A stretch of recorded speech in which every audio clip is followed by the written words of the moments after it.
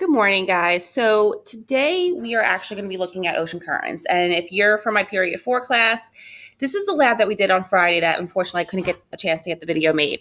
So we're talking about surface currents. So we're talking about something that's wind driven. And remember that these currents are going to follow the patterns of the wind. So anything between 0 and 30 degrees north-south latitude, winds are going to go east to west, 30 to 60, west to east, and then 90, and then 60 to your polar regions are going to go back east to west.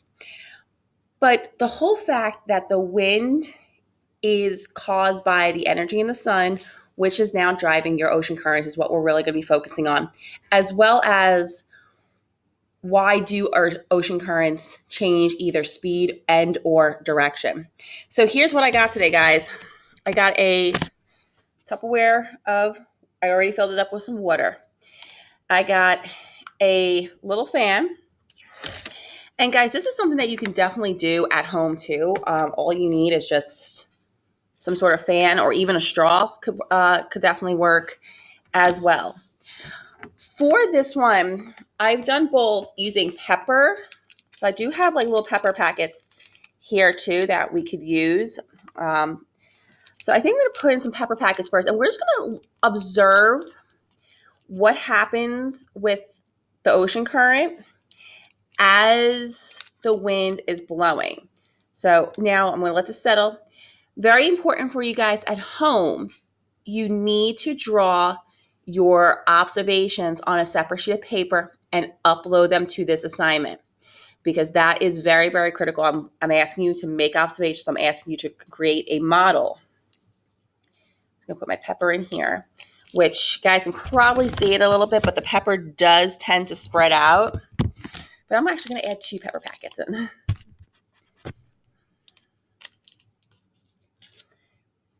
Since we are talking about wind-driven currents, we're going to need to have a little bit of wind. So there, I got my two pepper packets in here.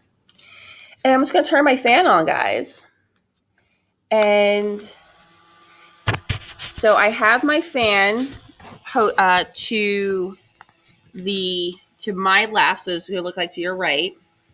But notice how my pepper packets are flowing in the direction of my wind. So right now I'm kind of demonstrating a prevailing westerly where my wind is coming from the west. And you're probably noticing something about a circular pattern. And why do you think there is a circular pattern going on as well? So you're just going to blow on this for a little bit. And even if I was to change my fan going from the west, now going from the east to the west, it's going to be the same thing, guys. They are going to, and I'm just moving my fan a little bit closer so you can see it a little bit more clearly, but regardless, my fan is kind of dictating what direction my currents are going to go. I hope you were able to get that observation. All right. Use lots of water during this unit. Okay. So let me just get a paper towel to wipe this out, and then we're going to repeat it again. But this time, guys, I'm going to ask you to create a gyre. So we're looking to create something that is going to go in a circular motion. And remember that the ocean currents are causing warm water to travel to regions that have colder water, and then vice versa. Earth likes to be in some sort of balance. Doesn't like to be too hot, doesn't like to be too cold. So it's going to transfer heat energy from regions of hot to regions of cold. And the ocean really does dictate a lot of that too. So let's get some more water in my pan. This time, guys, I'm actually going to use some red food coloring, some little red dye. If you do have this at home, fantastic. If not, pepper packets work. Any sort of food coloring, something where you can see the difference. I'm actually going to add a little bit more water into here.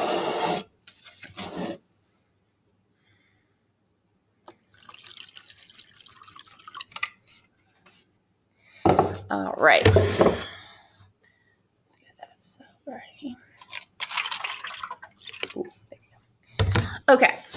So this time we want to create gyre. So remember, a gyre is this loop of currents that occur in the middle of an ocean. So this is where there's no disruption. Our Gulf Stream is actually part of it too, so it actually does eventually loop into a gyre. You have one in the Atlantic Ocean. You have one in the Southern Atlantic Ocean. You have one in the. You have actually two in the Pacific Oceans too. So you kind of have one in the north and south equator, north and south of the equator.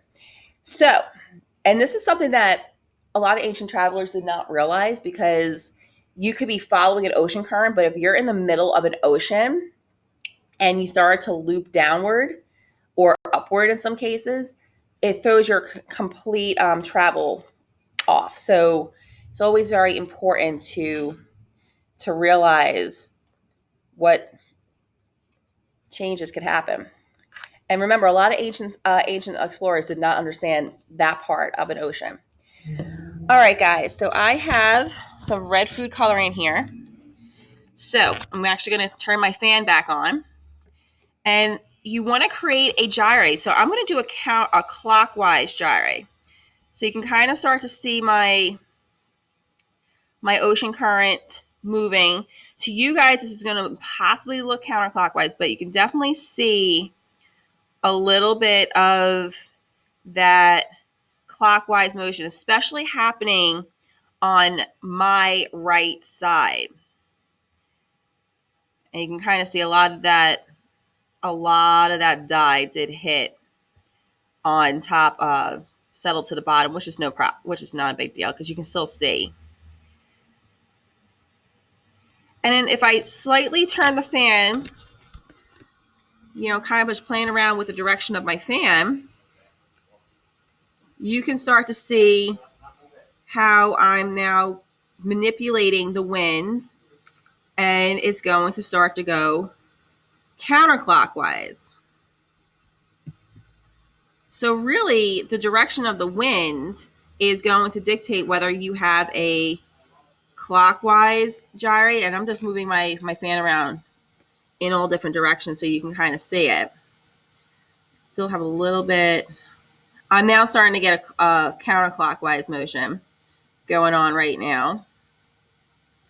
And I'm sure if I continue to move it, you can see now I'm going to make it where it's going to go clockwise. And kind of see that a little bit at the bottom.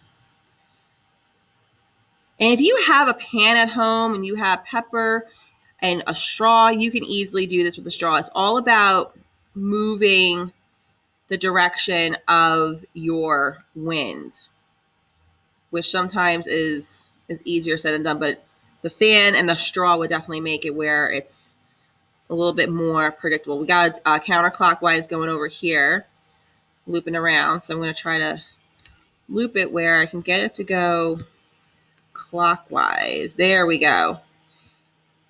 And the longer you do this, it does get a little bit harder to see because the red food coloring does start to settle. Okay. So on your lab, guys, if you really don't get the gyre portion, I'm not going to be overly concerned because that part does require a lot of manipulation.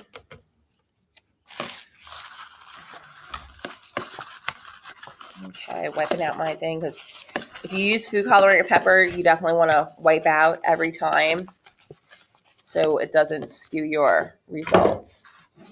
Okay, now last trial, we're going to play around with some land masses. Now, remember, our ocean is not only water. We do have some features at the bottom that really do affect currents. So I have a styrofoam cup filled with some water. I'm going to put that in here too. That's going to be my island. And I also have a couple of rocks. So I'm going to place those in my Tupperware too. And then I think I'm going to use food coloring in. So I'm going to let my water settle, but a couple of things that we definitely want to take note on is what exactly do these land masses do to influence an ocean current? Okay, so I'm going to put a couple of drops of red food coloring in. I put 2. I think 2 will be enough. So you can see, obviously, it's going to start to settle. I'm going to get my fan on. So once again, we're talking about a wind-driven current. But let's start to see what happens. Let me get you pulled up. There we go. Let's start to see what happens. So a couple of things we can notice is that, especially at the bottom where my rocks are, your dye, which is representing the ocean current, is getting blocked. You can kind of always manipulate how, but you can kind of see that it's going around. And let's see if we can get some of this red dye to go towards our island. Okay, there we go. We got a little bit going, spreading out now. Remember, it's all about following the direction of the wind. So if you notice something about the speed of these currents, these don't go very fast in our model, but these land masses in reality do affect the speed of our currents. Okay. Kind of start to see that it's slowly moving towards our cup, which is our massive island. What do you think is going to happen if that current was, I'm going to add a little bit more food coloring in, but I'm going to add it more at the middle. And maybe a drop right here. All right, there we go. You can kind of see what just happened as soon as that red dye went in. So a landmass will block that ocean current. So it's going to cause that ocean current to deflect. And sometimes the ocean current will make its way around a landmass. Other times that landmass will help curve your current either north or south. All right, guys. So I do hope you were able to get some really good observations. It's a fairly short lab, so I'm not concerned about that. But remember, you can always go back and rewind and listen to my commentary as always. But other than that, guys, the lab will be done live as always. And if unfortunately you missed it, you will be able to watch the lab. Please feel free to email or set up a Google Meet. If the video was not working for you, we can always set up a Google Meet so we can do the lab live again. All right, guys, have a happy week, and I will see everybody when I see you.